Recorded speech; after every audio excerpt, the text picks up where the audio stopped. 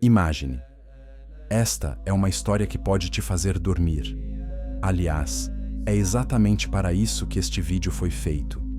Quer você pegue no sono em 5 minutos, ou fique conosco por 2 horas, você está exatamente onde precisa estar. Não há prova amanhã. Não precisa se lembrar de tudo. Apenas relaxe e deixe este antigo mistério se revelar. Esta noite vamos explorar algo incrível. Uma Bíblia que a maioria das pessoas nunca ouviu falar. Uma Bíblia com 81 livros em vez de 66. Uma Bíblia que conta histórias sobre o que aconteceu antes do princípio. Antes de Adão. Antes de Eva. Até mesmo antes do Jardim do Éden. Você consegue imaginar isso? O que existia antes da primeira página do Gênesis? Esta noite você descobrirá. E aqui está a parte mais bonita. Você não precisa ficar acordado durante toda a história. Ela estará aqui, tocando suavemente. Estejam seus olhos abertos ou fechados. Alguns de vocês ouvirão tudo. Outros adormecerão em sonhos tranquilos na metade da história. Ambas as opções são perfeitas. Então, inspire profundamente. Segure a respiração. Agora, expire lentamente. Mais uma vez. Inspire e expire. Ótimo. Agora, vamos começar nossa jornada pela Bíblia Etíope e pelos segredos que ela protege há mais de 2000 anos. Capítulo 1. A Bíblia oculta que mudou tudo. Imagine a cena. É o ano de 1768. Um explorador escocês chamado James Bruce está viajando pelas montanhas da Etiópia. Ele está com calor, cansado e longe de casa. Mas então, em um antigo mosteiro situado no alto de um penhasco, ele descobre algo que abalará o mundo cristão. Livros. Livros antigos. Livros muito antigos. Mas estes não são livros quaisquer. São livros que deveriam ter sido perdidos para sempre. Livros que os concílios da Igreja na Europa decidiram que não deveriam existir. Livros que contam uma história completamente diferente sobre a criação, os anjos e o próprio início de tudo. James Bruce não conseguia acreditar no que tinha em mãos. Os monges tratavam esses livros como tesouros. Mantinham-nos envoltos em tecido, trancados em salas especiais, vigiados dia e noite. Por quê? Porque esses livros continham histórias que haviam sido proibidas na Europa mais de 1000 anos antes. A Bíblia etíope, chamada Mashafa Kedus em sua língua antiga, tem 81 livros. Pense nisso por um momento. A Bíblia que você pode ter visto em hotéis ou igrejas tem 66 livros. A Bíblia católica tem 73. Mas a Bíblia etíope tem 81. São 15 livros a mais do que a maioria das Bíblias. 15 livros inteiros de histórias, profecias e relatos históricos que a maioria dos cristãos nunca leu, nem sequer ouviu falar. O que há nesses livros extras? Bem, é isso que vamos explorar esta noite. Mas aqui está a primeira grande questão que pode fazer você pensar de forma diferente sobre tudo. Se esses livros faziam parte da Bíblia original, se eram sagrados para os primeiros cristãos, então quem decidiu removê-los? E, mais importante, por quê? Pense da seguinte maneira.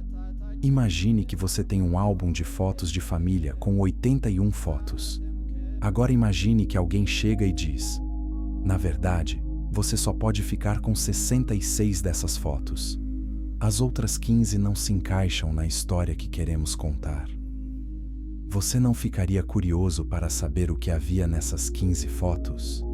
Você não gostaria de saber o que eles estavam tentando esconder? A Igreja Ortodoxa Etíope é uma das igrejas cristãs mais antigas do mundo. Eles praticam o cristianismo desde aproximadamente 330 d.C., menos de 300 anos depois da passagem de Jesus pela Terra.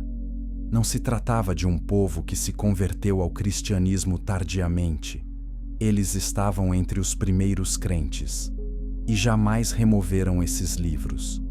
Enquanto a Europa realizava concílios e debates religiosos sobre quais livros deveriam ser oficiais, os etíopes simplesmente os mantiveram todos.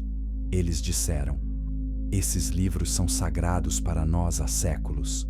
Não os removeremos só porque alguém em Roma ou Constantinopla diz isso. Você consegue imaginar a coragem que foi necessária para ficar sozinho, separado por montanhas e distância, e dizer: nós sabemos o que é verdade e vamos manter isso? A Bíblia etíope inclui livros como o Livro de Enoque, o Livro dos Jubileus e o Apocalipse de Baruque. Se esses nomes lhe soam estranhos, essa é exatamente a intenção. Esses livros foram deliberadamente omitidos das Bíblias que a maior parte do mundo usa hoje. Mas eis o que é realmente interessante. Quando os arqueólogos encontraram os manuscritos do Mar Morto em 1947, adivinhem o que descobriram? Fragmentos do Livro de Enoque, fragmentos dos Jubileus. Esses livros, que haviam sido descartados como falsos ou não confiáveis por mais de 1000 anos, foram repentinamente comprovados como antigos, reais, originais. Os manuscritos do Mar Morto datam de aproximadamente 200 a.C. a 100 d.C. Isso significa que o livro de Enoque era lido e copiado por comunidades judaicas, exatamente na mesma época em que Jesus estava vivo. Talvez até mesmo pelo próprio Jesus. Então, por que os concílios da Igreja removeram esses livros?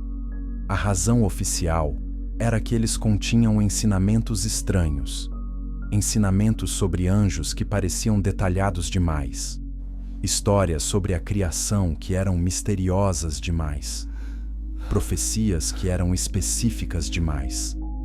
Mas será que haveria outra razão? E se esses livros contivessem informações que dessem às pessoas conhecimento em excesso? Uma conexão direta demais com o divino, sem a necessidade da Igreja como intermediária? Antes de mergulharmos no conteúdo desses livros ocultos, quero que você faça algo por mim. Se você está gostando desta jornada pela história escondida, inscreva-se no canal. Este canal é dedicado a desvendar histórias que foram enterradas, verdades que permaneceram ocultas. E há muito mais para explorarmos juntos. Eis algo para refletirmos enquanto avançamos para o próximo capítulo. Se 15 livros fossem removidos da Bíblia, que outras histórias teriam sido apagadas da história? Que outras verdades estariam à espera em mosteiros empoeirados, bibliotecas esquecidas e cavernas ancestrais? A seguir, vamos abrir esses livros proibidos e ver exatamente o que a Igreja não queria que você lesse. As histórias são mais incríveis do que você pode imaginar. Capítulo 2. Os livros misteriosos que eles não queriam que você lesse. Vamos começar com o mais famoso dos livros proibidos, o Livro de Enoque. Você deve estar se perguntando: quem é Enoque? Ótima pergunta. Na Bíblia, Enoque recebe apenas 5 versículos. 5. Só isso.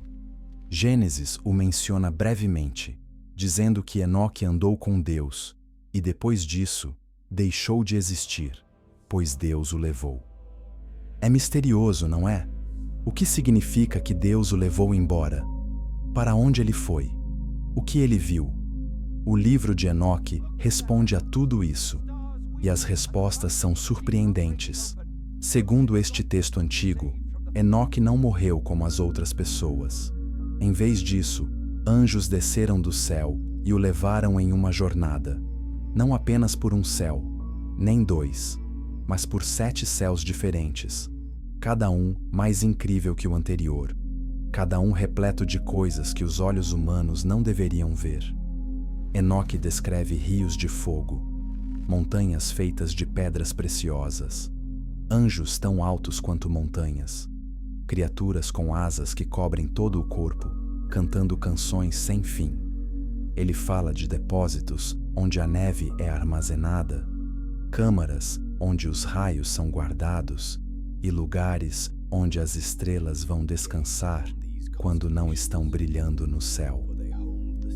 Mas é aqui que a coisa fica realmente interessante. Enoque também descreve os anjos que se rebelaram contra Deus. Não apenas um anjo, como costumamos ouvir falar, mas 200 anjos. Eles tinham nomes, hierarquias e funções específicas antes de sua rebelião. Seu líder se chamava Semjaza. Ele convenceu outros 200 anjos a deixarem seus postos no céu e descerem à terra. Por quê? Porque viram mulheres humanas e as acharam belas. Queriam experimentar a vida física. Queriam ter famílias. Queriam ser mais do que apenas espíritos. Então, eles desceram. Tomaram mulheres como esposas. E tiveram filhos. Mas essas não eram crianças normais. O livro de Enoque as chama de Nefilins, gigantes, seres meio anjos, meio humanos. E de acordo com o livro, esses gigantes não eram gentis. Eram violentos, destrutivos e famintos. Comiam de tudo: animais, plantas e, eventualmente, pessoas. Os Nefilins mergulharam o mundo inteiro no caos. E foi então que Deus decidiu enviar o grande dilúvio. Não apenas como punição, mas como um botão de reinicialização. O mundo havia sido corrompido por essa mistura do céu e da terra e precisava ser purificado. Eis a questão polêmica. Será tudo mitologia?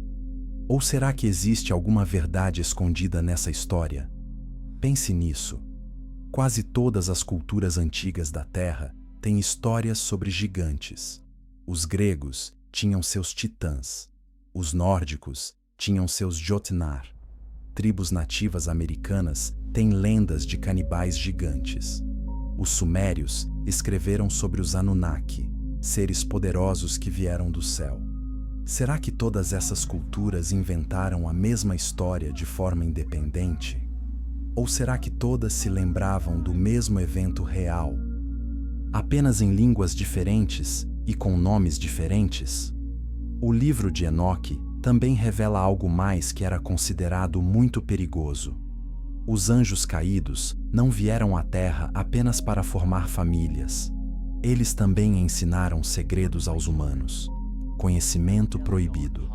Um anjo ensinou os humanos a fazer armas e armaduras. Outro ensinou astrologia e os signos da terra. Outro ensinou feitiços e encantamentos. Outro ensinou como ler as estrelas e prever o futuro. O livro sugere que grande parte da tecnologia, magia e conhecimento humanos não provém do lento progresso da humanidade. Provém de anjos que quebraram as regras e compartilharam os segredos do céu. Isso muda a sua forma de pensar sobre a história da humanidade.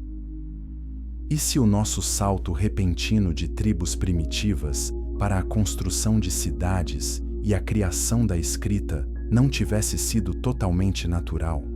E se tivéssemos tido ajuda? Agora, vamos falar sobre o livro dos Jubileus. Este livro reconta a história de Gênesis e Êxodo, mas com muito mais detalhes. É como assistir à versão do diretor de um filme depois de ter visto apenas a versão para os cinemas.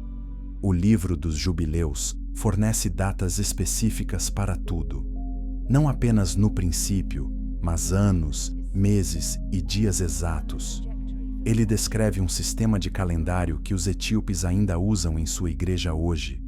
Um calendário que acompanha tanto os anos solares quanto os ciclos espirituais. Segundo a crença nos jubileus, a criação não aconteceu em 7 dias aleatórios. Ela ocorreu de acordo com um padrão perfeito, um projeto divino. E esse padrão se repete ao longo de toda a história. A cada 49 anos, ocorre um ciclo de jubileu. Após 7 ciclos de jubileu, ocorre uma reinicialização maior. Tudo opera de acordo com a perfeição matemática. Mas eis o que realmente incomodava os concílios da Igreja. O livro dos Jubileus afirma que certas leis e festividades existiam antes de Moisés, antes dos 10 mandamentos.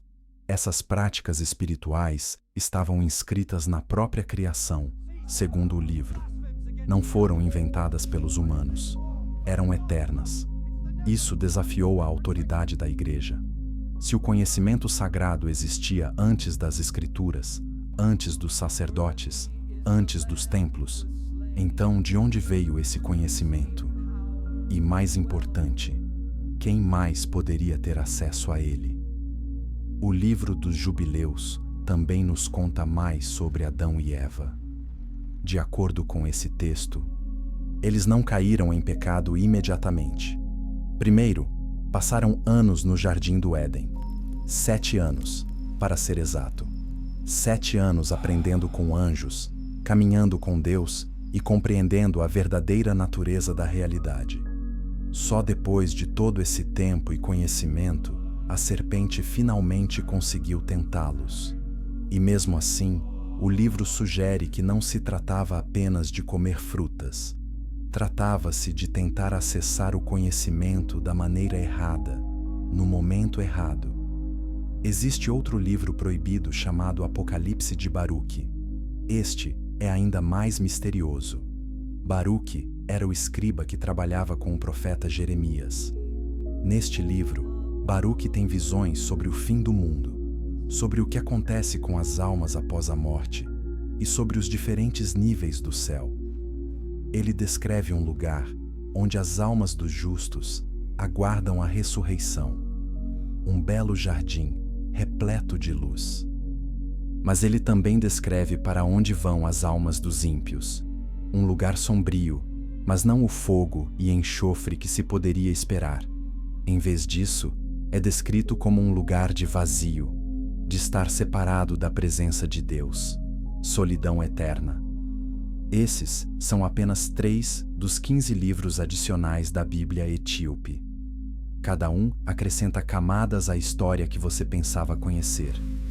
Cada um desafia respostas simplistas. Se você está começando a ver a Bíblia de uma maneira completamente nova, clique no botão curtir. Isso ajuda mais pessoas a descobrirem essas histórias ocultas. E acredite, estamos apenas começando. Porque agora precisamos fazer a pergunta mais importante de todas. Se todos esses livros falam sobre criação, anjos e o início de tudo, há um mistério para o qual todos apontam. O que existia antes do princípio? Antes do Gênesis? Antes do primeiro dia? No próximo capítulo, vamos explorar o conceito mais surpreendente da Bíblia etíope. A ideia de que houve uma criação antes da nossa, um mundo antes do nosso. E isso muda tudo. Capítulo 3. Antes de Adão. A primeira criação secreta. Feche os olhos por um instante e imagine o nada. Nem escuridão, nem espaço vazio, nem silêncio. Apenas o nada. Isso é impossível, não é? Sua mente não consegue imaginar o vazio absoluto. Ela continua adicionando algo. Um pano de fundo, uma sensação, uma percepção de existência. Eis a questão. Quando a Bíblia diz, no princípio, Deus criou os céus e a terra, o que existia antes desse princípio? A maioria das pessoas nunca parou para pensar nisso. Elas simplesmente aceitam que a criação é onde a história começa. Mas a Bíblia etíope, especialmente nos escritos de Enoque e Jubileus, nos revela algo surpreendente. Havia algo antes do princípio. Deus não começou com Adão e Eva. Ele não começou com a terra. Ele nem sequer começou com a matéria, com as coisas físicas que podemos tocar. Ele começou com a luz. Luz pura. Luz consciente. Luz que podia pensar, sentir e adorar. Os textos etíopes descrevem algo chamado primeira criação. Não se tratava da criação do Gênesis. Era algo que aconteceu antes mesmo da existência do tempo. Antes que houvesse dias para contar. Antes de qualquer coisa física ser criada. Na criação primitiva, Deus criou seres espirituais. Não exatamente anjos, embora os anjos fizessem parte disso. Eram formas conscientes feitas inteiramente de luz e energia. Não tinham corpos, não precisavam comer nem dormir. Existiam em um estado de pura consciência, vivendo na presença direta de Deus.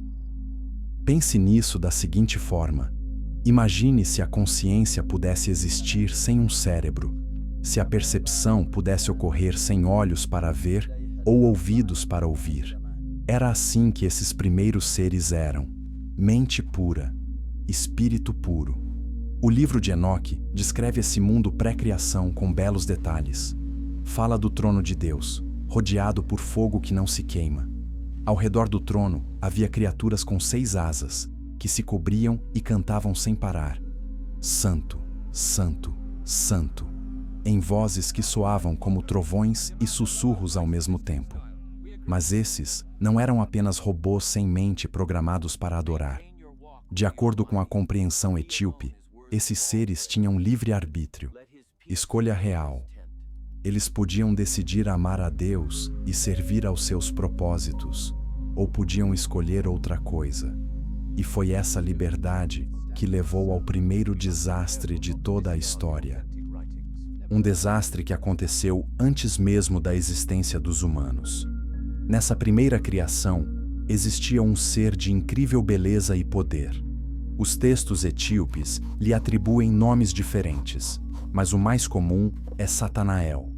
Esse nome significa a cegueira de Deus, ou o segredo de Deus. Ele foi criado para ser um guardião dos mistérios divinos, um detentor do conhecimento sagrado. Satanael recebeu a tarefa de liderar o culto. Ele era como um maestro de orquestra cósmica, garantindo que todos os seres espirituais cantassem em harmonia. Sua voz era tão bela que, quando ele cantava, até as estrelas paravam para ouvi-lo. Mas algo aconteceu com Satanael. Lentamente, com o tempo, ele passou a se interessar mais pela própria beleza do que pela glória de Deus. Ele começou a pensar: por que estou servindo? Sou poderoso, sou belo, sou sábio. Por que não deveria ser adorado? A Bíblia etíope descreve isso como o primeiro pecado. Não é inveja, não é raiva, mas sim a adoração de si mesmo. Amar o presente em vez de quem o deu. Querer ser o centro em vez de apontar para o centro. E é isso que torna essa história tão poderosa. Satanael não se tornou mal imediatamente. Ele não se transformou em um monstro de repente. A queda foi gradual. Uma pequena escolha de se concentrar em si mesmo. Depois outra, até que finalmente ele não conseguiu mais ouvir a voz de Deus por causa do som do seu próprio ego. Quando Satanael caiu, ele não caiu sozinho. Os textos etíopes dizem que 1/3 de todos os seres espirituais no céu caíram com ele. Isso representa milhões, talvez bilhões de espíritos conscientes que escolheram o orgulho em vez do propósito. Mas aqui está a parte realmente importante. Quando caíram, eles não desapareceram simplesmente. Não deixaram de existir. Em vez disso, foram lançados dos céus superiores para os reinos inferiores, para o espaço entre o céu e a terra. E eles se transformaram em outra coisa, algo distorcido. Passaram de seres de luz a seres das sombras, de adoradores a acusadores, de guardiões a destruidores. A Bíblia etíope chama isso de primeira queda.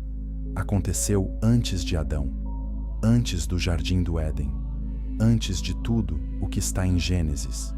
E é essa primeira queda que estabelece tudo o mais que acontece na Bíblia. Porque quando Deus decide criar novamente, criar um universo físico com matéria, tempo e seres humanos, Ele não está começando do zero. Ele está criando em um mundo que já tem rebeldes, que já tem seres caídos à espreita, observando. É por isso que a serpente já estava no Jardim do Éden quando Adão e Eva chegaram. Ela não apareceu do nada. Ela já estava lá, à espera, porque a batalha entre a luz e as trevas não começou com a humanidade. Entramos numa guerra que já estava em pleno andamento. Isso muda completamente a forma como entendemos a história. Adão e Eva não foram os primeiros seres a enfrentar a tentação. Eles não foram os primeiros a ter que escolher entre seguir a Deus ou a si mesmos. Eles foram apenas os primeiros humanos a enfrentar essa escolha. E aqui está a questão controversa. Se Deus sabia que criar seres com livre-arbítrio levaria à rebelião, por que o fez? Por que não criar simplesmente seres que o amassem automaticamente, que não pudessem escolher o mal? A perspectiva etíope é belíssima. O amor que não é escolhido não é amor verdadeiro. É apenas programação. Deus queria relacionamentos reais, não adoração robótica. E relacionamentos verdadeiros exigem liberdade real. Mesmo que essa liberdade signifique que alguns farão escolhas erradas. Mas isso não responde a outro mistério. Se a primeira criação falhou, se aqueles seres espirituais se corromperam, por que Deus tentou novamente com os humanos? Por que criar seres físicos ainda mais fracos, ainda mais limitados que os anjos? O que torna a humanidade especial? Por que Deus acreditou que poderíamos ter sucesso onde os anjos falharam? A resposta está a caminho. Mas primeiro, deixe-me perguntar algo. Se você está achando isso fascinante, poderia dedicar 2 segundos para deixar um comentário? Conte-me qual foi a coisa mais surpreendente que você aprendeu até agora. Eu leio todos os comentários e suas opiniões ajudam a moldar os próximos vídeos. Além disso, a seguir, falaremos sobre uma das partes mais belas da Bíblia etíope. Vamos falar sobre os anjos que permaneceram fiéis, os vigilantes que guardam os segredos do céu até hoje. E um deles levou Enoque em uma jornada que revelou a estrutura de toda a realidade. Acomode-se, porque vamos fazer um tour pelos 7 céus. Capítulo 4. Os anjos que vigiaram os segredos antigos. Na Bíblia etíope, os anjos não são apenas personagens secundários. Não são apenas mensageiros que aparecem ocasionalmente com anúncios. São seres complexos com nomes, personalidades, funções e até emoções. O livro de Enoque os descreve com detalhes incríveis. E o que ele revela é que o céu possui toda uma estrutura organizacional. Diferentes níveis, diferentes funções, diferentes tipos de anjos realizando diferentes tarefas. No topo estão os serafins. Estes são os anjos mais próximos do trono de Deus. São descritos como seres feitos de fogo vivo. Não um fogo que queima, mas um fogo que purifica. Um fogo que torna as coisas mais belas, em vez de destruí-las. Os serafins têm 6 asas cada um. 2 asas cobrem seus rostos, porque nem mesmo eles podem contemplar a glória plena de Deus. 2 asas cobrem seus pés, em sinal de humildade. E 2 asas eles usam para voar. Eles cantam constantemente, dia e noite. Santo, Santo, Santo é o Senhor dos Exércitos. Mas eis o que é interessante. Os textos etíopes sugerem que esse canto não é apenas uma forma de adoração. Na verdade, ele mantém a criação unida. Suas vozes criam uma vibração, uma frequência que mantém os reinos espiritual e físico conectados. Se parassem de cantar, a própria realidade poderia se desfazer.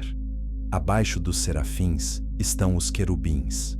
Você pode imaginar anjinhos fofos com harpas, mas não é isso que os querubins são, nem de perto. O livro de Enoque os descreve como tendo 4 faces, uma face humana na frente, uma face de leão à direita, uma face de boi à esquerda e uma face de águia atrás. Por que 4 faces? Cada face representa um aspecto diferente da criação. A face humana representa inteligência e escolha. O leão representa força selvagem e coragem.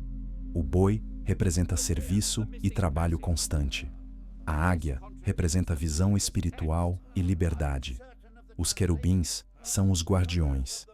Depois que Adão e Eva foram expulsos do jardim do Éden, Deus colocou querubins com espadas flamejantes na entrada, não para punir, mas para proteger.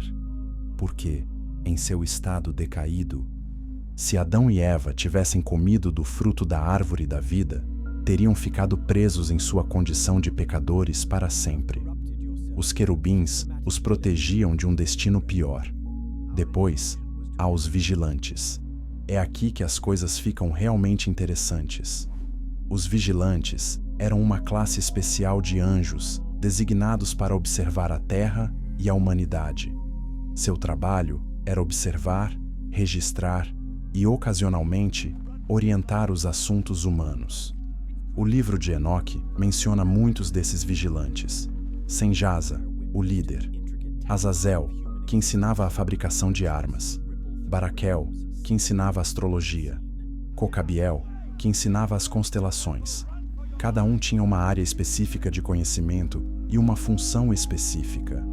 Mas, como mencionamos antes, alguns dos vigilantes quebraram seu juramento. Eles não se limitavam mais a observar. Eles se envolveram. Desceram à terra, tomaram esposas humanas e tiveram filhos. Os nefilins, os gigantes. O que é fascinante é que a Bíblia etíope trata isso como uma das maiores tragédias da história. Esses anjos tinham conhecimento perfeito.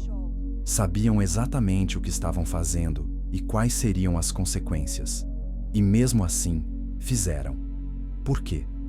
Os textos sugerem que era uma espécie de solidão. Os anjos são imortais. Eles não crescem, mudam ou experimentam o tempo da mesma forma que os humanos. Quando os observadores viram humanos se apaixonando, tendo filhos, construindo vidas juntos, eles também quiseram experimentar isso. Mas eles nunca foram feitos para isso. Seres espirituais tentando viver vidas físicas. É como tentar despejar um oceano em uma xícara. Não cabe, transborda, destrói. Os filhos dessas uniões, os nefilins, eram descritos como enormes. Alguns textos dizem que tinham 300 côvados de altura. Isso equivale a cerca de 137 metros, a altura de um prédio de 45 andares. Seja literal ou simbólico, o ponto é claro. Esses seres eram demais, poderosos demais, famintos demais, destrutivos demais. O mundo não conseguia sustentá-los. E foi isso que levou ao dilúvio. Deus não estava destruindo a humanidade porque as pessoas eram más. Ele estava reiniciando o sistema porque a ordem natural havia sido completamente corrompida. O físico e o espiritual se misturaram de uma forma que nunca deveria ter acontecido. Mas nem todos os vigilantes caíram. A Bíblia etíope enfatiza isso. A maioria dos vigilantes permaneceu leal. Eles continuaram seus trabalhos, observando e registrando, sem interferência. E alguns deles receberam tarefas especiais. Os arcanjos, Miguel, Gabriel, Rafael, Uriel. Na tradição etíope, existem 7 arcanjos, cada um responsável por um aspecto diferente da criação e da vida humana.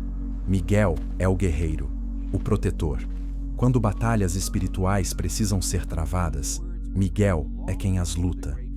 Ele é descrito como liderando exércitos de anjos leais contra as forças das trevas. Gabriel é o mensageiro. Todos os grandes anúncios da Bíblia são feitos por meio de Gabriel. Ele disse a Maria que ela daria à luz Jesus. Ele deu a Daniel a compreensão de suas visões. Gabriel fala em nome de Deus quando as palavras precisam ser transmitidas com clareza. Rafael é o curador. Seu nome significa Deus cura. No livro de Enoque, Rafael é enviado para amarrar Azazel, um dos vigilantes caídos, e para curar a terra dos danos causados pelos nefilins.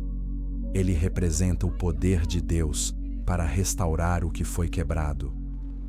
Uriel é aquele que ilumina o caminho.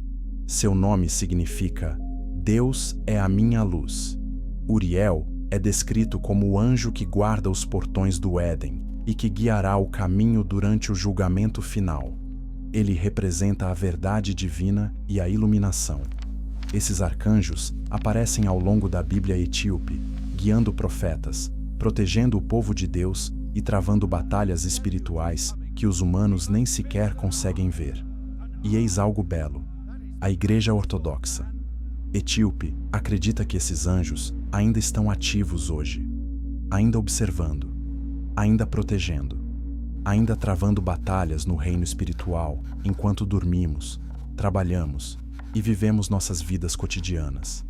Eles oram a Miguel por proteção, a Gabriel por comunicação clara, a Rafael por cura, a Uriel por sabedoria.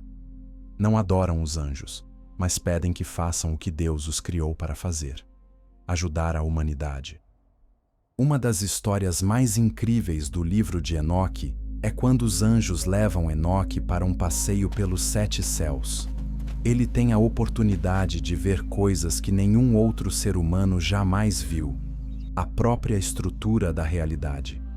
No primeiro céu, Enoque vê as nuvens, o orvalho, os ventos, todos controlados por anjos. O clima não é aleatório, é gerenciado. No segundo céu, Enoque vê os anjos caídos mantidos em trevas, aguardando o julgamento. Eles ainda não estão atormentando ninguém. Eles próprios são prisioneiros, trancados até o dia final. No terceiro céu, Enoque descreve um paraíso, um lugar de incrível beleza para onde os justos vão após a morte. Rios de leite e mel. Árvores que nunca param de dar frutos. Sem dor, sem tristeza, apenas paz. O quarto céu é onde o sol e a lua ficam guardados quando não estão visíveis no céu. É como uma garagem para corpos celestes. Enoque o descreve como um lugar de movimento e luz constantes.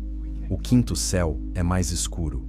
É onde os anjos que caíram, mas não vieram à terra, são mantidos. Eles estão confusos, perdidos, à espera. Alguns imploram a Enoque que ore por eles. O sexto céu é onde os anjos estudam. É descrito como uma vasta biblioteca onde os registros de cada vida, cada escolha, cada momento são armazenados. 7 anjos escrevem constantemente, registrando tudo o que acontece em toda a criação. E o sétimo céu. O sétimo céu é onde se assenta o trono de Deus. Enoque nem sequer consegue descrevê-lo adequadamente. Ele usa palavras como fogo, luz, glória, mas depois diz que essas palavras não captam nem uma pequena fração do que viu. Ele simplesmente cai, incapaz de falar, incapaz de pensar, subjugado pela presença divina. A Bíblia etíope preserva tudo isso. Para eles, não são apenas mitos ou lendas, são verdades espirituais, cuidadosamente guardadas e transmitidas de geração em geração. Se isso está abrindo sua mente para um universo maior do que você imaginava, inscreva-se no canal e ative as notificações. Há muito mais para explorarmos juntos. Textos antigos, conhecimento oculto, histórias que mudarão sua perspectiva sobre tudo. E por falar em ver as coisas de forma diferente, ainda não desvendamos o maior mistério. No princípio, Deus disse: haja luz. Mas o sol só foi criado no 4º dia. Então, o que era aquela primeira luz? O que brilhava antes mesmo de as estrelas existirem? No próximo capítulo, vamos mergulhar em um dos conceitos mais belos e misteriosos da Bíblia etíope: a luz que veio antes de tudo. A luz que pode estar mais perto de você do que imagina. Capítulo 5. A luz que existia antes do sol. Vamos falar sobre o primeiro dia. No princípio, Deus criou os céus e a terra. A terra era sem forma e vazia. Havia trevas sobre as águas profundas, e o Espírito de Deus pairava sobre as águas. Então disse Deus: haja luz, e houve luz. A maioria das pessoas lê isso e imagina Deus acionando um interruptor cósmico. O universo passa da escuridão para a luz. Mas aí você continua lendo. O Sol só é criado no quarto dia, 3 dias depois. Então, o que era a luz no primeiro dia? O que brilhava antes mesmo de o Sol existir? A Bíblia etíope tem uma resposta, e é linda. Segundo sua antiga compreensão, a primeira luz não era física, não eram fótons refletidos por objetos. Era algo muito mais profundo. Era a luz da consciência. A luz da presença de Deus. A luz da pura percepção antes que qualquer coisa física existisse para refleti-la. Pense nisso desta forma. Quando você fecha os olhos em um quarto escuro, você ainda consegue sentir a sua própria existência? Você ainda consegue se sentir consciente, presente? Essa consciência interior, essa sensação de eu sou, é mais próxima do que a primeira luz representou.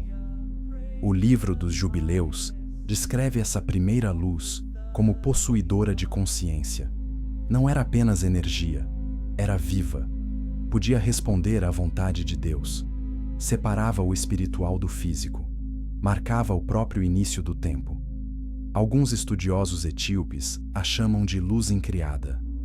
Luz que não veio de uma fonte porque ela é a fonte. Luz que existia dentro de Deus antes da criação e então foi liberada, derramada, para dar espaço para que tudo o mais existisse. É aqui que a coisa fica realmente profunda. A Igreja Ortodoxa Etíope ensina que essa luz original nunca se apagou. Ela foi ocultada, mas não destruída. Ela existe em um reino além do físico. E certas pessoas santas, profetas, santos, às vezes conseguem vislumbrá-la. Eles têm uma tradição chamada Transfiguração da Luz. Ela se baseia na história dos evangelhos, em que Jesus levou Pedro, Tiago e João a um monte. Lá, Jesus foi transformado. Seu rosto brilhou como o sol. Suas roupas ficaram brancas como a luz. Moisés e Elias apareceram e conversaram com ele. Na visão etíope, Jesus não ganhou nada de novo naquele momento. Ele revelou o que sempre esteve ali. Ele retirou o véu da carne por um instante e mostrou sua verdadeira natureza. Ele estava mostrando a eles a luz original, a luz desde o primeiro dia, a luz que ele carregava dentro de si o tempo todo. E aqui está a parte mais incrível. A Bíblia etíope sugere que essa luz também está dentro de cada ser humano, enterrada profundamente, coberta por camadas de matéria física, oculta sob o peso do pecado e do tempo, mas ainda lá, ainda brilhando, ainda esperando para ser redescoberta. No livro de Enoque, quando Enoque é levado aos 7 céus, ele é transformado. Seu corpo terreno não consegue sobreviver naqueles reinos. Então, os anjos o vestem com vestes de luz. Eles lhe devolvem, temporariamente, o que Adão perdeu na queda. Segundo os textos etíopes, Adão estava originalmente vestido de luz, não com roupas físicas. A própria luz o cobria. É isso que significa quando Gênesis diz que Adão e Eva estavam nus, mas não envergonhados. Eles não estavam vendo corpos físicos. Estavam vendo a glória espiritual. A luz refletia a luz. Não havia nada de que se envergonhar. Mas quando pecaram, quando escolheram desobedecer, aquela luz se apagou. E pela primeira vez, viram seus corpos físicos, carne, frágil, temporária, e sentiram vergonha porque haviam perdido algo infinitamente mais valioso. Haviam perdido a luz original. Na interpretação etíope, toda a narrativa bíblica trata da recuperação dessa luz. Trata-se da restauração da glória original dos seres humanos, do seu revestimento com a luz do primeiro dia. Jesus falou sobre isso. Ele disse: "Vocês são a luz do mundo." Não, vocês deveriam tentar ser, ou vocês poderiam se tornar. Ele disse que vocês são. no presente. A luz já está em vocês. Vocês apenas se esqueceram de que ela existe. Os monges etíopes passam a vida tentando se lembrar. Jejuam, oram e meditam na escuridão, buscando enxergar a luz interior. E muitos deles relatam experiências de tê-la visto. Um calor reconfortante que começa no centro do peito e se espalha lentamente. Não quente, não frio, apenas presente, real, vivo. Há relatos de santos etíopes cujos corpos brilhavam quando oravam. Não metaforicamente, literalmente. As pessoas podiam ver luz emanando de seus rostos, de suas mãos. O mundo físico não conseguia conter a realidade espiritual que se manifestava. Agora, você deve estar pensando: isso parece místico. Como sabemos que é real? Uma pergunta pertinente. Eis o que é interessante. Em diferentes religiões e tradições espirituais, as pessoas descrevem a mesma coisa. Monges budistas falam sobre a luz clara. Místicos hindus descrevem a luz interior do Atman. Poetas sufistas escrevem sobre a luz divina dentro do coração. A Cabala judaica ensina sobre o Or Ein Sof, a luz infinita. Será que todas essas tradições estão apenas inventando a mesma história? Ou será que todas descrevem a mesma realidade sob perspectivas diferentes?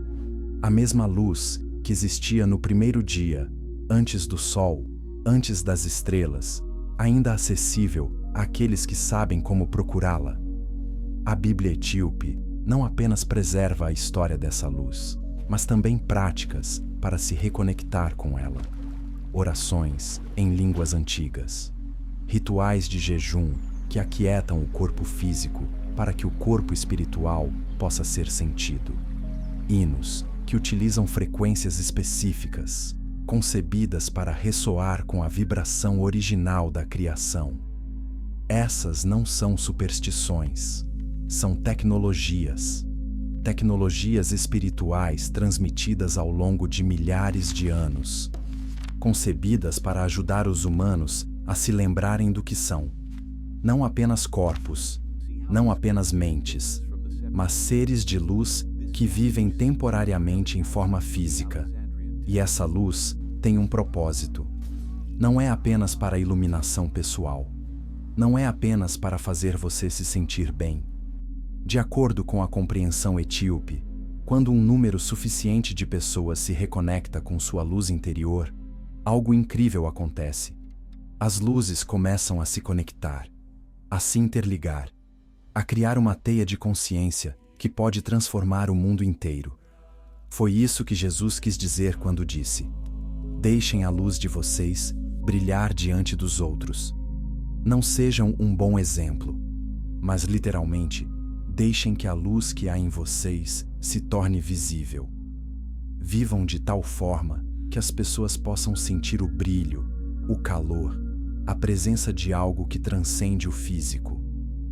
Sei que isso está ficando profundo. Se você precisa pegar no sono, perfeito. Deixe essas ideias se instalarem no seu subconsciente.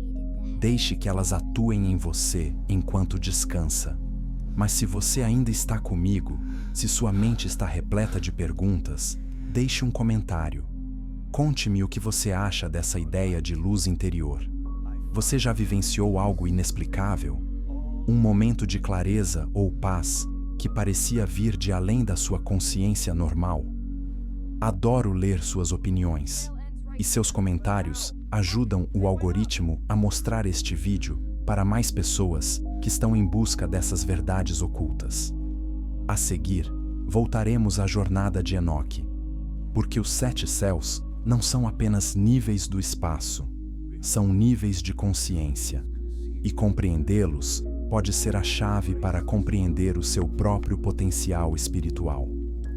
Vamos explorar os céus juntos. Capítulo 6. A jornada de Enoque aos 7 céus. Enoque era o tataravô de Noé. Segundo o livro de Gênesis, ele viveu 365 anos. Mas então, algo estranho aconteceu. Em vez de morrer, Enoque andou fielmente com Deus. Então ele desapareceu, porque Deus o levou. Para onde Deus o levou? O livro de Enoque nos conta toda a história, e é uma das jornadas mais incríveis de toda a literatura antiga. Certo dia, enquanto Enoque estava sozinho, orando nos campos, ele ouviu uma voz, não de fora, de dentro, uma voz que disse: Enoque, escriba da justiça, vá e diga aos vigilantes que deixaram o céu que eles enfrentarão o julgamento. Enoque estava confuso. Ele era apenas um homem. Como poderia entregar uma mensagem aos anjos? Mas antes que pudesse responder, o céu se abriu. 2 anjos apareceram, brilhando tão intensamente que ele teve que proteger os olhos. Disseram-lhe para ir com eles. Havia algo que ele precisava ver. Os anjos levaram Enoque para o alto, não em uma nave espacial, não voando com asas. O texto descreve como sendo erguido por um vento, uma força que o moveu sem tocá-lo. Ele se elevou acima das nuvens, acima do céu, para reinos que os olhos humanos normalmente não conseguem ver. O primeiro céu estava repleto de atividade. Enoque viu anjos controlando o clima. Alguns eram responsáveis pela chuva, outros controlavam a neve, outros dirigiam os ventos. Era como observar a sala de controle da realidade. Tudo o que parecia aleatório na Terra, tempestades, secas, dias ensolarados perfeitos, era, na verdade, cuidadosamente gerenciado por seres espirituais seguindo ordens divinas. Enoque também viu depósitos, câmaras gigantescas onde o granizo era guardado até ser necessário, cofres onde os raios eram armazenados. Ele perguntou aos anjos: por que vocês armazenam essas coisas? Eles responderam: para o dia do julgamento, para o dia em que os ímpios enfrentarão as consequências de suas escolhas. No segundo céu, as coisas ficaram mais sombrias. Enoque viu os vigilantes caídos, não aqueles que vieram à terra, mas outros que se rebelaram de maneiras menores. Eles estavam suspensos na escuridão, não exatamente no inferno, mas também não no céu. Estavam esperando. E quando viram Enoque, imploraram que ele orasse por eles. Enoque sentiu compaixão. Eram seres que haviam feito escolhas terríveis, mas não eram monstros. Estavam arrependidos, perdidos, confusos. Ele perguntou a Deus se deveria orar por eles. A resposta foi não. O julgamento deles estava selado. Chega um ponto em que as escolhas se tornam permanentes. É uma reflexão que nos faz pensar. A Bíblia etíope não ensina que todos têm chances infinitas. Existe misericórdia, sim, mas também existe justiça. E às vezes, justiça significa aceitar as consequências que você escolheu. O terceiro céu era completamente diferente. Enoque o descreve como um paraíso, um lugar de tamanha beleza que ele teve dificuldade em encontrar palavras. Rios que cintilavam com cores que não existem na terra. Árvores que davam 12 tipos diferentes de frutos, um para cada mês. O próprio ar parecia cantar. Os anjos lhe disseram que é para lá que os justos vão quando morrem. Não é o destino final, mas um lugar de espera. Um lugar de descanso e paz, enquanto o mundo físico continua sua jornada rumo ao dia final. Enoque encontrou pessoas lá, santos, profetas, pessoas comuns que viveram fielmente e agora experimentavam a recompensa. Elas não estavam entediadas, não estavam sentadas em nuvens tocando harpas. Estavam aprendendo, crescendo, preparando-se para o que viria a seguir. O quarto céu era estranho. Enoque viu o sol e a lua, mas não como nós os vemos. Ele os viu como criaturas vivas, seres de luz seguindo trajetórias precisas, cantando enquanto se moviam. O sol não era apenas uma bola de gás. Era consciente, percebido. louvando a Deus a cada rotação. Ele também viu as estrelas. E os anjos explicaram que cada estrela tem um nome. Cada estrela tem um propósito. Elas não estão espalhadas aleatoriamente. Estão posicionadas exatamente onde precisam estar para criar as condições perfeitas para a vida. O universo não é um caos, é uma sinfonia. O quinto céu era o mais perturbador. Era lá que os anjos caídos que vieram à Terra eram aprisionados. Não os espíritos que ainda vagam pelo mundo, mas os 200 vigilantes originais que iniciaram a rebelião. Eles estavam presos em correntes de escuridão, incapazes de se mover, incapazes de se comunicar, apenas aguardando o julgamento final. Enoque viu seu líder, Senjasa, que outrora estivera na presença de Deus. Agora, ele era apenas uma sombra do que fora. Ao ver Enoque, não implorou nem ameaçou, apenas chorou, lágrimas silenciosas caindo na escuridão infinita. A coisa mais triste de toda a criação, a beleza que se destruiu por orgulho. O sexto céu era mais calmo. É lá que os anjos estudam. Lá, aprendem sobre os planos de Deus, onde leem os livros do destino. Enoque viu 7 anjos escrevendo constantemente, registrando cada palavra, cada ação, cada pensamento de cada ser vivo. Nada é esquecido, nada passa despercebido, cada momento importa. Um dos anjos mostrou a Enoque um livro com seu próprio nome. Ele o abriu e viu toda a sua vida, tudo o que havia feito, tudo o que faria, tudo escrito antes de seu nascimento. Ele perguntou: se já está escrito, tenho escolha? O anjo sorriu e disse: o livro mostra todos os caminhos possíveis. Você escolhe qual página se tornará realidade. Isso é livre-arbítrio. Não a ausência de conhecimento, mas a presença de infinitas possibilidades. Deus conhece todas as escolhas que você poderia fazer, mas é você quem decide qual escolha realmente fará. Finalmente, o sétimo céu. Este foi o que Enoque mais lutou para descrever. Ele viu coisas que a linguagem não consegue capturar. Um trono que não era uma cadeira, mas um vórtice de luz viva. Criaturas que não eram seres, mas vibrações puras. Música que não era som, mas comunicação direta entre espíritos. Ele tentou olhar para o rosto de Deus, mas não conseguiu. Não porque Deus estivesse se escondendo, mas porque a glória era demais. Como tentar encarar o sol? Você pode sentir sua presença, você pode sentir seu calor, mas olhar diretamente para ele sobrecarregaria sua capacidade de percepção. Os seres ao redor do trono cantavam incessantemente, não porque fossem obrigados, mas porque não cantar era impossível. Como permanecer em silêncio na presença do amor infinito? Como não reagir à beleza perfeita? Seu canto era automático, natural, a única resposta que fazia sentido. E naquele momento, Enoque compreendeu algo profundo, o verdadeiro propósito da criação, a razão de tudo. Deus não estava sozinho, Deus não precisava de nada, mas o amor, por sua natureza, dá, cria, compartilha. Deus fez tudo isso, todos os céus, toda a terra, toda a humanidade, não para servi-lo, mas para experimentar a alegria de dar. A alegria de compartilhar a existência com os outros.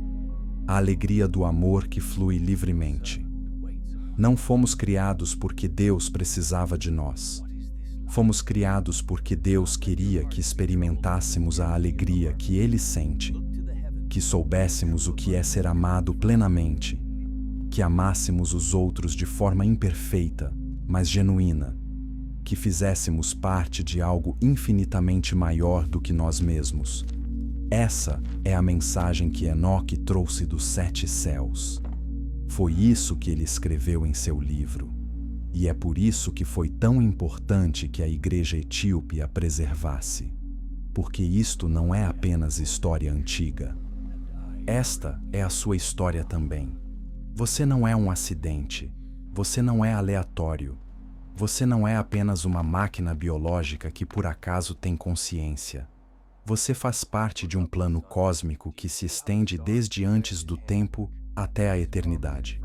Você tem um lugar, um propósito, um caminho através dos 7 céus, se escolher trilhá-lo. Se você se identifica com isso, compartilhe este vídeo. Envie para alguém que precisa ouvir que é importante, que a vida dessa pessoa tem um significado que vai além do que ela pode ver. E fiquem por aqui, porque ainda não terminamos. Ainda precisamos falar sobre a queda. Não a queda de Adão, a queda maior, aquela que abalou os próprios alicerces da realidade. A seguir, o dia em que o céu chorou. Capítulo 7. A queda que abalou toda a criação. Imagine-se num lugar de perfeita harmonia, onde cada voz canta em sintonia, onde cada movimento é gracioso, onde não há conflito, nem confusão, nem dor, apenas paz perfeita. Agora imagine uma voz, apenas uma, cantando a nota errada de propósito. Não um erro, uma escolha. Tudo para. A harmonia se quebra. E de repente, surge um som que nunca deveria ter existido. O som da discórdia no paraíso. Foi assim que ocorreu a queda de Satanael. Como discutimos anteriormente, Satanael era o mais elevado dos anjos, o mais belo, o mais poderoso, o mais próximo do trono de Deus. Ele liderava a adoração de toda a criação. Sua voz era tão perfeita que, quando cantava, as estrelas paravam para ouvi-lo. Mas algo mudou dentro dele, lentamente, gradualmente, de forma tão sutil que, a princípio, talvez nem ele mesmo tenha percebido. Ele começou a olhar para si mesmo em vez de para Deus. Começou a perceber sua própria beleza, seu próprio poder, sua própria sabedoria, e um pensamento se insinuou em sua mente, um pensamento que jamais deveria ter tido. Por que estou servindo? Eu poderia ser servido. A Bíblia etíope descreve isso como o nascimento da inveja. Não inveja do que os outros tinham, mas inveja do próprio Deus. Satanás olhou para a autoridade de Deus, para a posição de Deus, como o centro de toda a adoração, e a desejou para si. Ele não queria destruir Deus. Ele queria ser Deus, ter seu próprio trono, seu próprio reino, seus próprios seguidores que o adorariam. Mas eis a questão: esse desejo é impossível. É como um raio de sol tentando se tornar o sol, como uma onda tentando existir separadamente do oceano. Satanael foi criado. Por definição, ele era dependente. No momento em que tentou se tornar independente, começou a desmoronar. O livro de Enoque descreve o momento em que Satanael fez sua escolha. Ele estava liderando o culto, como sempre. Mas, em vez de cantar, "Santo é o Senhor", ele cantou, "Santo sou eu". Apenas 2 palavras mudaram, mas essas 2 palavras alteraram tudo.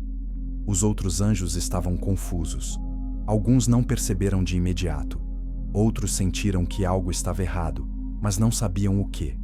Mas alguns, os mais próximos de Satanael, ouviram claramente e tiveram que fazer uma escolha: ficar do lado de Deus ou ficar do lado de Satanás. Cerca de 1/3 dos anjos escolheu Satanael, não porque odiassem a Deus, mas porque amavam Satanael. Eles o admiravam. Tinham servido sob seu comando por eras. E quando ele declarou independência, eles o seguiram. A Bíblia etíope diz que Miguel, o arcanjo, foi o primeiro a responder. Ele se levantou e disse: "Quem é como Deus?" Esse é o significado do nome Miguel. Quem é como Deus? É tanto uma pergunta quanto uma afirmação. Ninguém é como Deus. Tentar ser é insano. E então a guerra começou. Não com espadas e escudos, mas com vontades, com escolhas, forças espirituais lutando umas contra as outras. dilacerando a própria estrutura da criação. Os anjos caídos não perderam por serem mais fracos. Perderam porque lutavam contra a própria realidade. Tentar se separar de Deus não é como escapar de uma prisão. É como tentar respirar sem ar. Você pode tentar, mas é só uma questão de tempo até sufocar. Satanael e seus seguidores foram expulsos, não destruídos, não aniquilados, mas removidos da presença de Deus, exilados para os céus inferiores, para o espaço entre os reinos espiritual e físico. E foi aí que algo terrível aconteceu. Eles mudaram.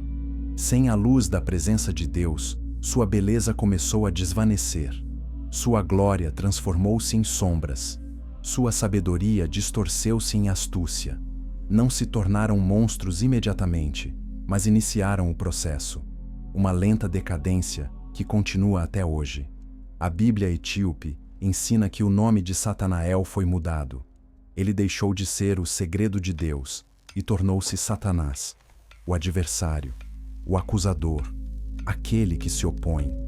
Mas eis o que é fascinante.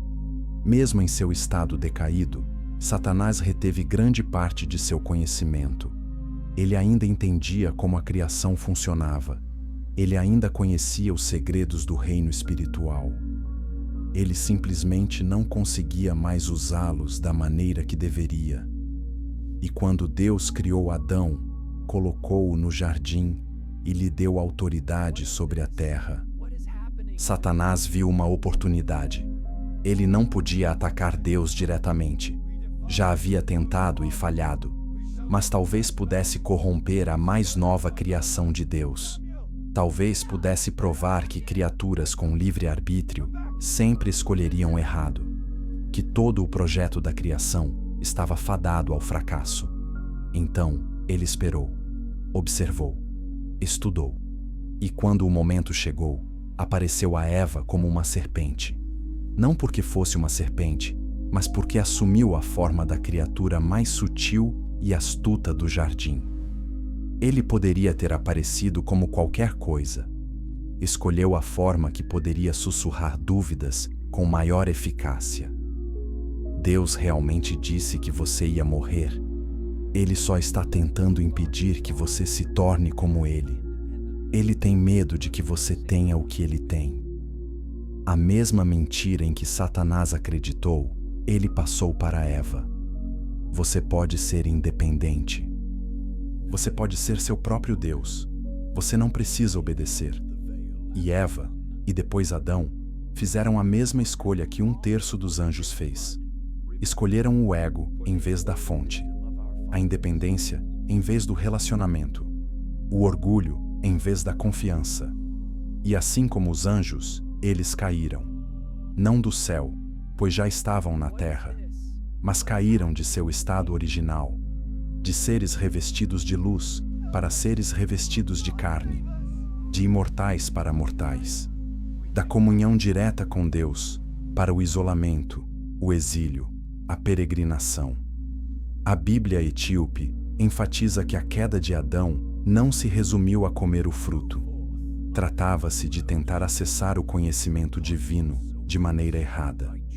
Deus teria lhes concedido esse conhecimento eventualmente, mas eles o queriam agora, em seus próprios termos, sem esperar, sem permissão. É como uma criança tentando dirigir um carro.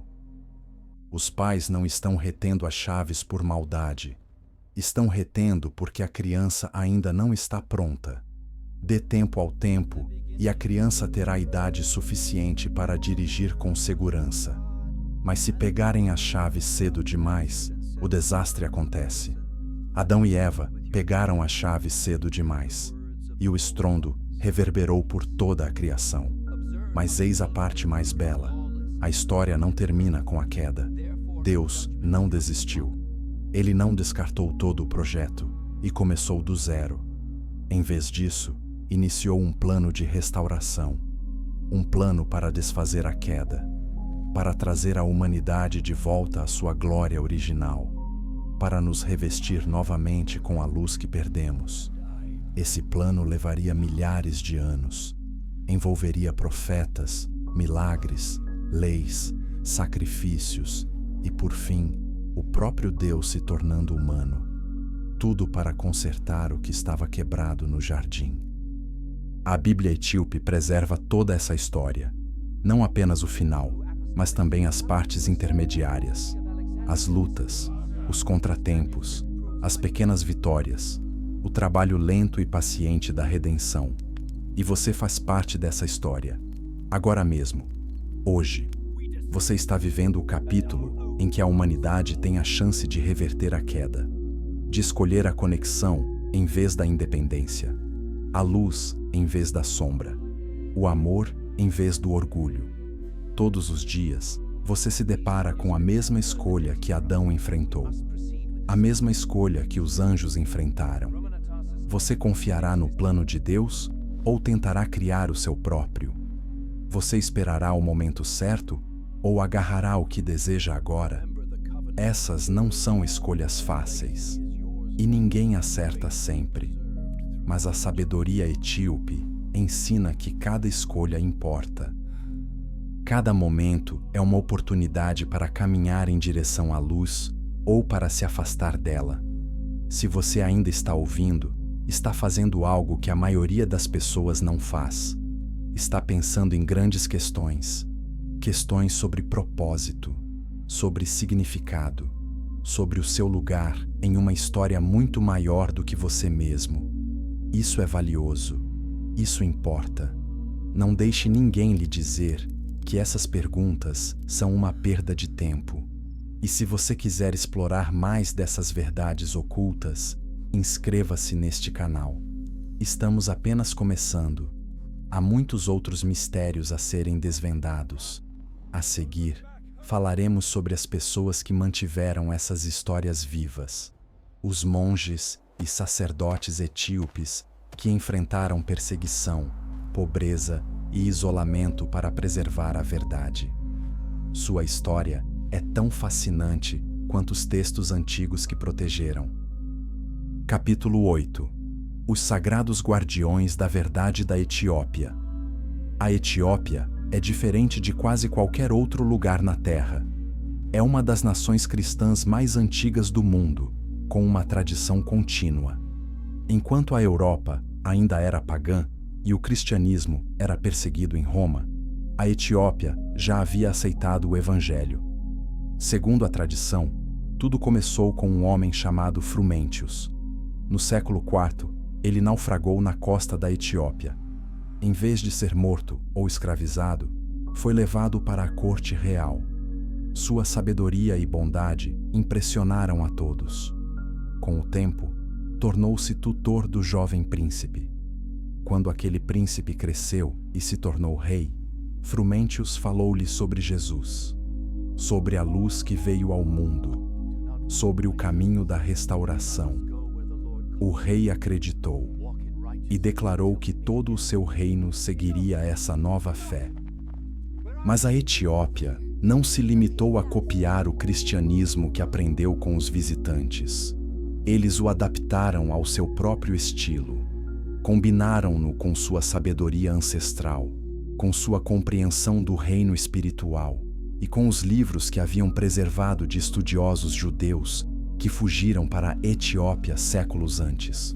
Foi assim que eles acabaram com 81 livros em sua Bíblia. Eles nunca jogaram nada fora. Colecionaram tudo, cada rolo, cada texto, cada letra. Se fosse antigo e falasse sobre Deus, eles guardavam. Quando o Concílio de Nicéia aconteceu em 325 d.C., onde líderes religiosos de todo o mundo cristão se reuniram para decidir quais livros eram oficiais, a Etiópia não estava totalmente representada. Estava muito longe, isolada por montanhas e desertos. Então, quando o conselho decidiu excluir livros como Enoque e Jubileus, a Etiópia simplesmente deu de ombros e os manteve mesmo assim. Esses livros são sagrados para nós há gerações, disseram. Não os removeremos porque algum conselho em terras estrangeiras diz isso. Essa decisão de confiar em sua própria herança espiritual, em vez de em autoridades externas, foi o que preservou esses textos para todos nós. Se a Etiópia tivesse descartado esses livros, não os teríamos hoje. Estariam completamente perdidos. Os monges etíopes levaram essa responsabilidade muito a sério. Incrivelmente a sério. Copiaram os textos à mão, geração após geração. Construíram mosteiros em locais remotos, no alto das montanhas, onde os invasores não conseguiam chegar. Criaram esconderijos secretos para os manuscritos mais preciosos. Há relatos de monges que morreram protegendo esses livros. Quando os exércitos muçulmanos invadiram a Etiópia no século XVI, tentando forçá-la a se converter ao Islã, muitos mosteiros foram atacados. Os monges tiveram que escolher: salvar a si mesmos ou salvar os livros. Muitos escolheram os livros. Morreram nas chamas, agarrando manuscritos contra o peito, assegurando que o conhecimento não se perdesse. Por que tanta dedicação? Porque eles acreditavam que esses não eram apenas livros, eram chaves. Chaves para compreender a natureza da realidade. Chaves para se conectar com Deus. Chaves para a restauração da humanidade. Um dos centros mais famosos do cristianismo etíope é Lalibela. É uma cidade com 11 igrejas esculpidas diretamente na rocha sólida. Não construídas com blocos de pedra, mas sim de cima para baixo, escavando a rocha para criar edifícios inteiros.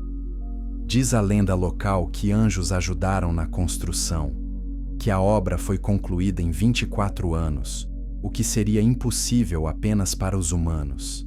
Seja isso literalmente verdade ou não, as igrejas em si são milagrosas. Entrar nelas é como voltar à antiguidade.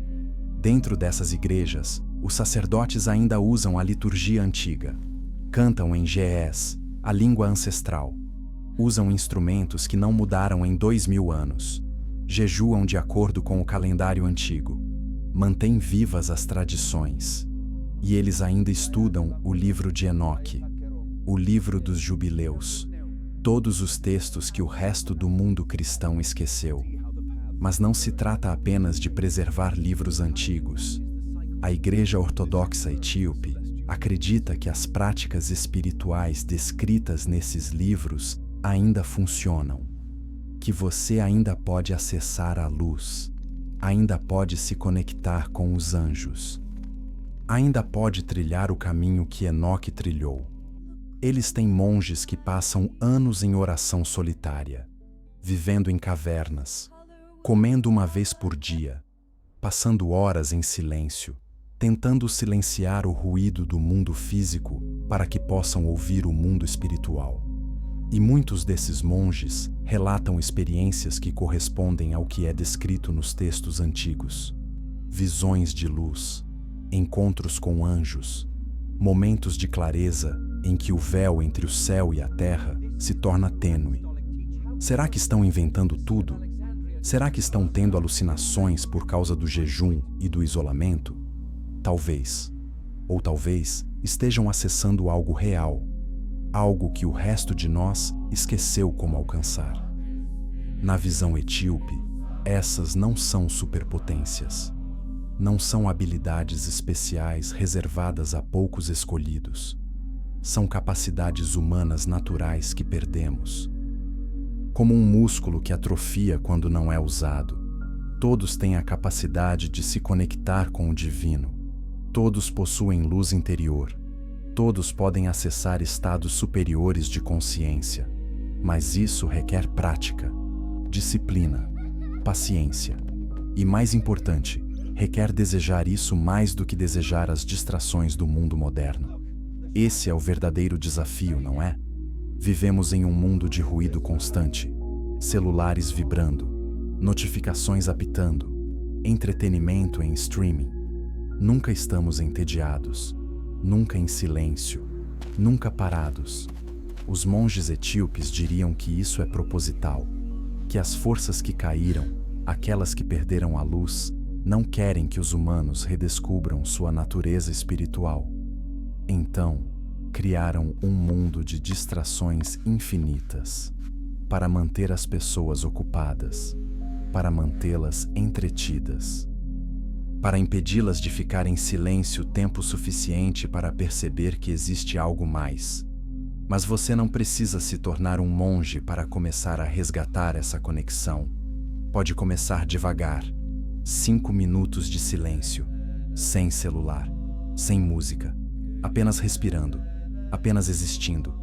No início, a sensação é desconfortável, entediante, a mente fica agitada, mas se você persistir, algo interessante acontece.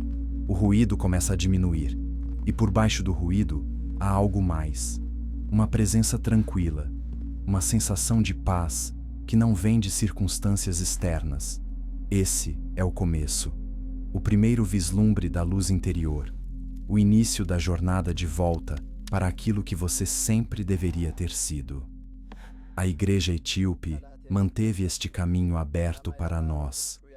Eles guardaram os mapas, preservaram as instruções, mantiveram as práticas. Agora cabe a nós decidir se as utilizaremos. Se isso te inspirou, se você se sentiu atraído a explorar essas práticas ancestrais, me conte nos comentários. Qual pequena mudança você poderia fazer hoje para criar mais silêncio na sua vida? E não se esqueça de se inscrever, porque estamos prestes a compartilhar toda essa jornada. Já falamos sobre a Bíblia Etíope, sobre os livros escondidos, sobre a criação antes da criação, sobre anjos, quedas e luz.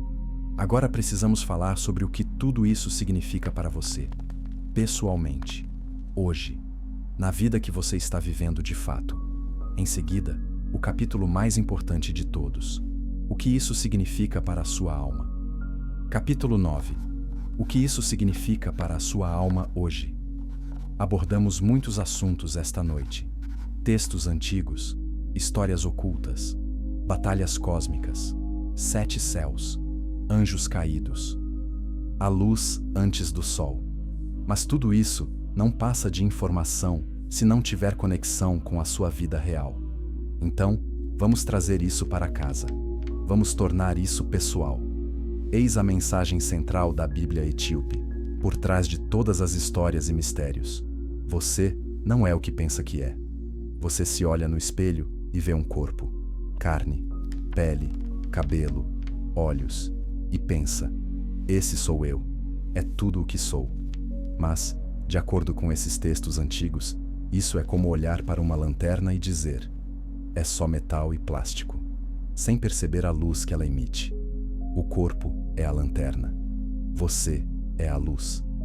Na visão etíope, todo ser humano é um ser espiritual vivendo uma experiência física temporária. Seu corpo é real. Sua vida física importa. Mas essa não é toda a história.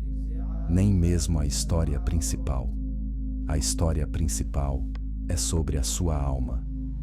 Sobre aquela centelha de luz original que está enterrada dentro de você.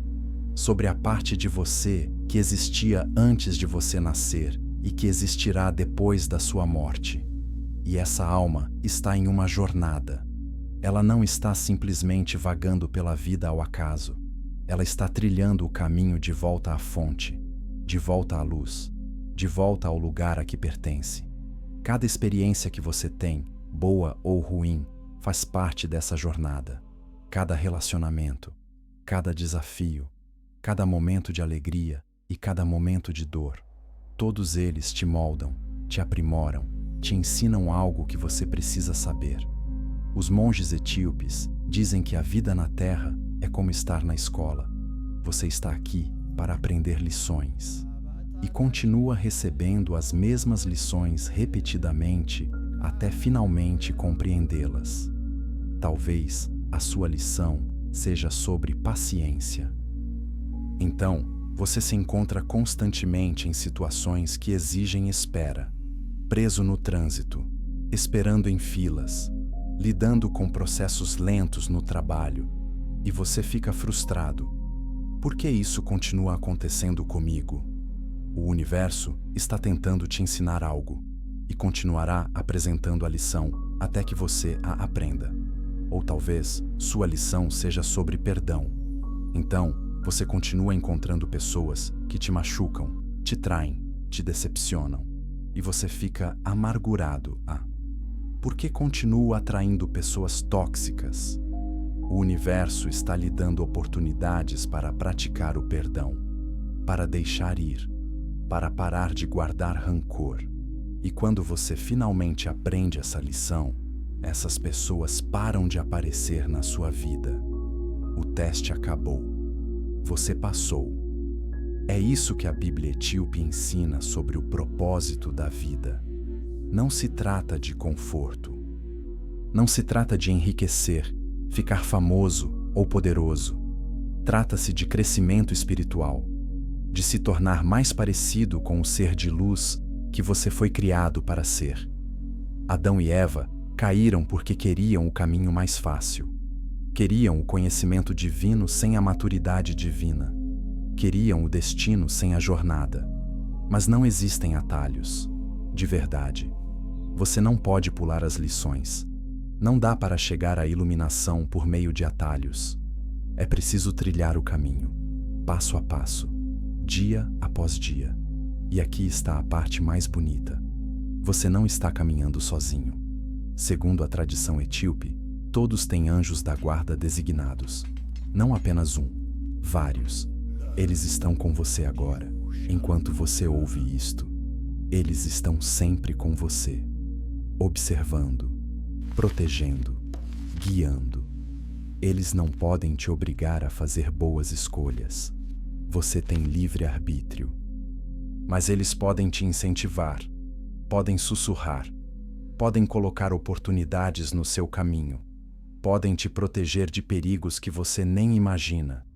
Você já teve um momento em que sentiu um desejo repentino de pegar um caminho diferente para casa e, mais tarde, descobriu que havia ocorrido um acidente terrível no seu trajeto habitual? Esses eram os seus anjos da guarda. Você já pensou aleatoriamente em um velho amigo, ligou para ele e descobriu que ele estava passando por uma crise e precisava desesperadamente de alguém para conversar? Isso foi obra dos seus anjos da guarda, conectando vocês. Essas coisas não são coincidências. A compreensão etíope é que não existem coincidências. Tudo está conectado. Tudo tem um significado. Você faz parte de uma vasta teia espiritual. E os anjos estão constantemente trabalhando nos bastidores para ajudá-lo a cumprir seu propósito. Mas você precisa estar atento, precisa estar aberto. Se estiver muito absorto em seus próprios pensamentos, seus próprios planos, seu próprio ego, você perderá a orientação. Deixará passar as oportunidades. É por isso que os monges praticam o silêncio, por isso que jejuam, por isso que oram durante horas. Estão criando espaço, esvaziando-se, abrindo caminho para que o divino se manifeste. Você não precisa se tornar um monge, mas pode criar pequenos espaços. Desligue a TV por 1 hora. Deixe o celular em outro cômodo. Sente-se na natureza sem fones de ouvido. Dê a si mesmo tempo para simplesmente ser. Nesses momentos de tranquilidade, você pode se surpreender com o que surge. Insights, clareza, paz. Ideias que resolvem problemas com os quais você vem lutando há meses. Tudo porque você parou de tentar forçar soluções e permitiu que elas viessem até você. A Bíblia etíope também ensina algo crucial sobre o sofrimento. A dor não é um castigo, mas sim um processo de refinamento. Imagine o ouro sendo purificado. Você coloca ouro bruto no fogo. O calor faz com que todas as impurezas subam à superfície. Você as remove, aquece novamente. Mais impurezas sobem à superfície. Você as remove novamente.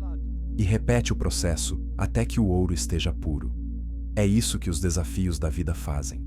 Eles revelam suas impurezas. seus medos, seu egoísmo, seu orgulho. E cada vez que você enfrenta um desafio e escolhe o amor, a verdade e a coragem, você se livra de mais impurezas. Você se torna mais refinado, mais puro. Isso não significa que você deva buscar o sofrimento. Esse não é o objetivo. Mas quando o sofrimento chegar, como inevitavelmente acontece, você pode escolher vê-lo de forma diferente. Não como um mero azar, não como um castigo injusto, mas como parte do seu aprimoramento, parte da sua jornada de volta à luz. Os monges etíopes têm um ditado: as noites mais escuras produzem as estrelas mais brilhantes. Quando você está no seu momento mais sombrio, quando tudo parece sem esperança, é frequentemente quando você está mais perto de uma transformação, mais perto de descobrir uma força que você não sabia que tinha, mais perto de experimentar a graça de uma maneira que você nunca experimentou antes. Então, se você está passando por um momento difícil, aguente firme. Continue caminhando. Continue escolhendo o amor, mesmo quando for difícil. Continue escolhendo a honestidade, mesmo quando mentir pareceria mais fácil. Continue escolhendo a esperança, mesmo quando o desespero parecer mais lógico. Você está sendo aprimorado. E ao final desse processo, você será mais forte, mais sábio, e mais iluminado, do que antes. Mais uma coisa, a Bíblia etíope enfatiza a comunidade. Você não deve trilhar esse caminho sozinho. A igreja primitiva não se reunia em prédios suntuosos. Eles se reuniam em casas. Pequenos grupos de pessoas compartilhavam refeições, lutas e fé. Eles se conheciam profundamente. Carregavam os fardos uns dos outros. Celebravam as vitórias uns dos outros. Em algum momento, ir à igreja se tornou apenas assistir a um culto, sentar em fileiras, ouvir alguém falar e depois ir para casa sem realmente se conectar com ninguém. Não era para ser assim. O crescimento espiritual acontece nos relacionamentos, em ser conhecido e conhecer os outros, em deixar que as pessoas vejam suas dificuldades e se oferecer para ajudar com as delas. Encontre sua comunidade. Talvez seja uma igreja, talvez seja um pequeno grupo, talvez sejam apenas 2 ou 3 amigos dispostos a conversar sobre assuntos profundos, em vez de apenas conversas superficiais. Mas encontre pessoas que trilhem esse caminho com você, porque a jornada de volta à luz é longa. E é difícil continuar caminhando se você estiver sozinho. Se você chegou até aqui no vídeo, já faz parte de uma comunidade. Todos que estão ouvindo agora estão juntos nessa jornada.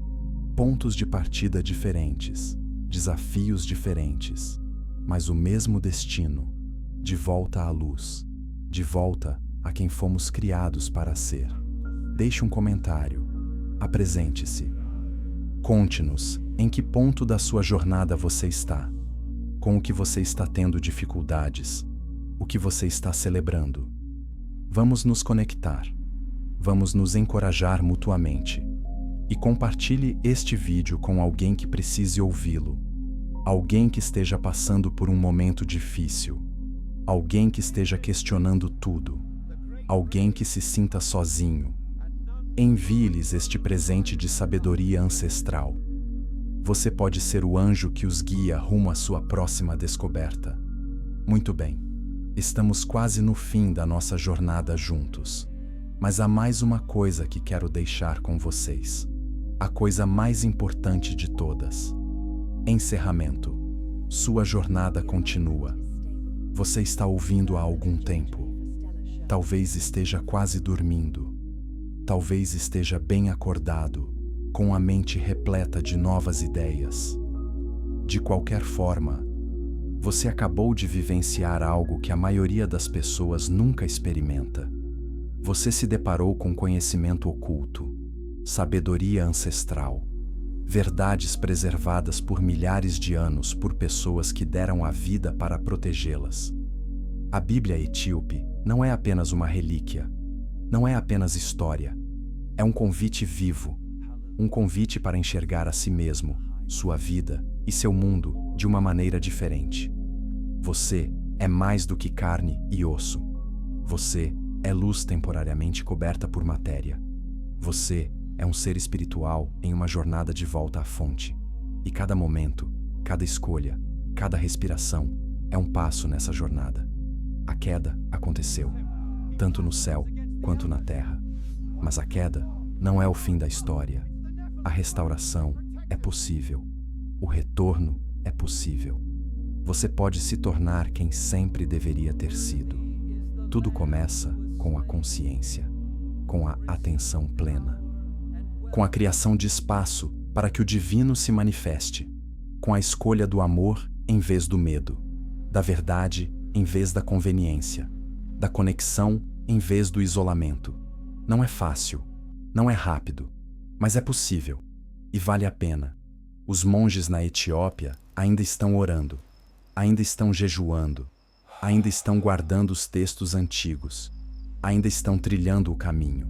Eles estão abrindo espaço para todos nós, mantendo a porta aberta, mantendo a chama acesa. E agora você já sabe disso. Agora você ouviu o convite. O que você fará com ele depende de você. Você continuará trilhando o mesmo caminho de sempre? Ou dará um passo em direção à luz? Não há pressão, não há julgamento. A porta permanece aberta. O convite continua de pé. Hoje, amanhã e todos os dias seguintes. Mas se você sentir um chamado, uma sensação de que a vida tem mais a oferecer do que você já experimentou, confie nesse sentimento. É a sua alma se lembrando. É a luz original dentro de você começando a despertar. Siga-a, alimente-a, dê-lhe espaço para crescer e observe o que acontece. Obrigado por dedicar este tempo a mim. Obrigado por se abrir a estes antigos mistérios. Obrigado por fazer parte desta comunidade de buscadores. Se você quer mais conteúdo como este, inscreva-se no canal. Ative o sininho de notificações para não perder os próximos vídeos. Temos muitos outros mistérios para explorar juntos. E se este vídeo te ajudou de alguma forma, se te trouxe paz, compreensão ou esperança, clique no botão Gostei. Isso ajuda o algoritmo a mostrá-lo para mais pessoas que precisam dele. Até a próxima. Durma bem. Tenha sonhos profundos. E lembre-se, você é luz, revestida de carne, em uma jornada de volta para casa. O caminho é longo, mas você não está sozinho, e o destino vale cada passo. Boa noite, e que Deus te abençoe.